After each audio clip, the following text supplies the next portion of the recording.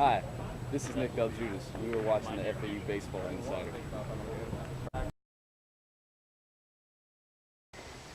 Hello, Owl fans, and welcome to another edition of the FAU Baseball Insider, your inside source for all things Owls baseball. I'm your host, Jared Smith. My guest, as always, head coach of the FAU baseball program, John McCormick. Coach, welcome back to the show. Welcome back to Boca Raton. Oh, it's beautiful to be home, and it's great to be back on the air with you. The Owls back in Boca Raton this week. 4-game homestand starts tonight against Lynn. We're on the field. The team's taking batting practice, and the Owls are going to take on a team in Lynn that they haven't faced since 1995. And, Coach, you're a Lynn alma mater. Talk about the rivalry between you guys and the Fighting Knights, or actually, I can't even say you guys, because you were one of the Fighting Knights just a few years ago.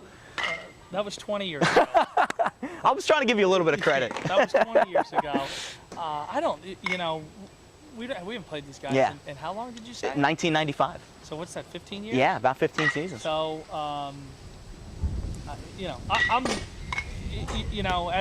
as it is the Miami game in Western Kentucky, it's another game on the schedule. You got to prepare the same.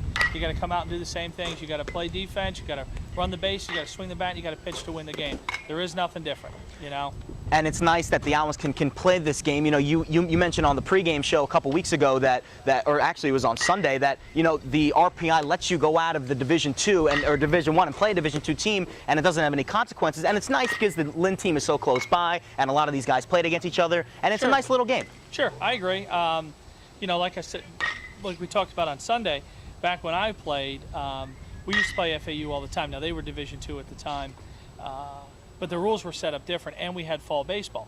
So being right across the street is we play 3, 4, 5 times a fall, because whether they came over there or we came over here, you get a game and you're home in 6 mintes. Yeah, it's always nice. Better than getting on a plane, right? Exactly. Or 2 planes and a bus. Yeah. But it's 1 of 55 on the schedule, and we got to approach it the same way and go about our business. And lineup's going to be a little bit different tonight. We got some guys injured, and we're going to give some people some day, give somebody a day off. And but it doesn't change things. We still got to go out and win the game. Let's talk about the weekend. The Owls won 2 of 3. They won the first 2 games in New Orleans, and a tough loss on Sunday, a walk-off win for the Privateers to take the final game in that set. First, let's talk about the 2 victories. The Owls got back on track offensively, scored 9 runs in both games. Yeah, I thought we were better. 9 runs in both games. I think we had double-digit hits in both games as well. And more importantly, the one thing we did was we took some walks. We took some walks. We took some walks. Got hit by some pitches, which creates more offense. And on Sunday, we didn't do as much. They did a nice job after giving up 6 runs to us, kind of shutting us down in the 5th, 6th, and 7th, and 8th, which we got to be a little bit better, be able to scrape across a run or 2 here and there.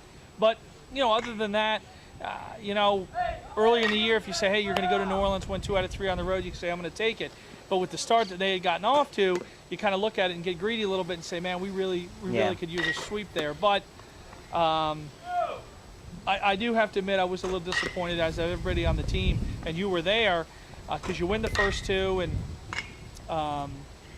you look at it and you go, we should be able to leave town winning that 3rd game. But it didn't happen. We got to just move on, and it's in the past, and now we got to take care of Tuesday and then worry about the weekend. You hate to say that you can learn something from a loss, but that was a really tight game on Sunday. It was back and forth, and Eddie Cassidy hit a game-tying home run in the 9th inning, which really kind of got the guys going. Sure. And talk about what maybe a game like that can you can learn something from it going forward. Yeah, I think you can.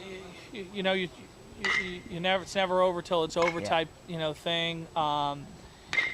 Again though, and we've talked about it a few times, and we got to be a little bit better in those middle innings. We let some opportunities go in the 6th and 7th, and then we had to rely on the on the 8th. They made a great play. They made a great play down at 3rd base there that probably saved him, or it didn't probably, it saved him a run. And then Eddie gets the the big home run, and when he hit the home run, I thought that I was like, oh, you know what, Me's going to go out there, take care, and we'll score some runs in the 10th, and we'll be okay. But New Orleans didn't see it that way. Let's talk about the week for FAU. Obviously, you've got Lynn, and then you've got a very tough conference opponent coming in this weekend in Western Kentucky. The Hilltoppers, the only ranked team in the Sun Belt right now. And, every Sun Belt Conference series is important. And the way the Owls have been going, they lost one 2 weeks ago, and then they won one this weekend. You want to keep that momentum rolling into the weekend. Without a doubt. This is a big game for that. That you get a win tonight. We'll have 2 days of practice, which is kind of odd. At this Very time odd. of year. Yeah. It's odd. We'll have 2 days of practice, and then we'll kind of go about our business. But it'd be good. Like I said, is the lineup's going to be a little bit different. Mesa is going to be out again. Yep. It looks like Mike Avadeo's not going to play either. He hurt his back in a weightlifting yesterday or this morning. So we're going to be short a couple guys, but it doesn't change anything. We got to score some runs, and we got to do what we're supposed to do. Speaking of scoring runs, Dan Scheffler has been driving in a lot of runs for the Owls this season, and I was looking at the Sun Belt stats today. He leads the conference in on-base percentage and slugging percentage. Now, if I would have told you before the season started that after 32 games, your first baseman who's a junior college transfer will be leading the Sun Belt, which is a very good hitting league, in those two categories, I can't imagine that you would have believed me. Slugging percentage, I would say, top 5, top 10. On base percentage, I wouldn't. He's believe. leading slugging percentage by 36 points. Wow. I mean, it's a big gap. He's 771. I think the next guy's 735. And the amount of walks he's Yeah. taken, he's had some really, really good at-bats, and he's had a great year. And, it's one of those ones where, you saw him recruiting, but, he missed the whole fall here. He didn't play in one inter-squad game all fall because he hurt himself in junior college last year at the end of the year in the state tournament and wasn't able to participate in fall baseball here because of surgery and some other things. So, with that being said, I mean, he's had a terrific year, and he really does.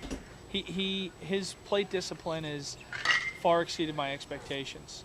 Far exceeded my expectations, and it's a pleasure. He's such a good person. Yeah. And he's a good guy, and he's a funny guy, as you know. You travel with us, and it's always good to see guys that are good people to have good years too. It's funny, the whole right side of the infield, also Raymond Church, the Palm Beach Community College kid, he actually leads the conference in walks, and his on-base percentage has been really good since you propped him up into that leadoff spot. So it's kind of funny, though, the Palm Beach Community College kids come over here and they man the right side of the infield, and all is good for FAU. Yeah. Well, Alex up at Palm Beach does a nice job. Yeah. We go way back, and thank you, Alex.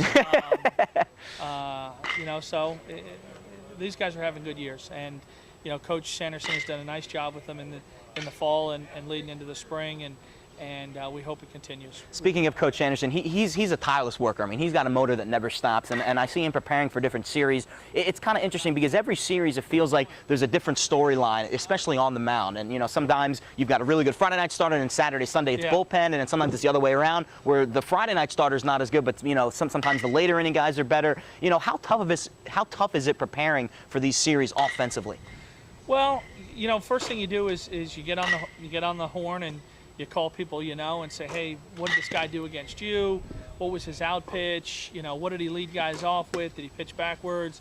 That type of stuff. Then we go on what we got last year. If we faced him last year, we might, if it's at home, we probably have video of him. So a lot of it comes into play, and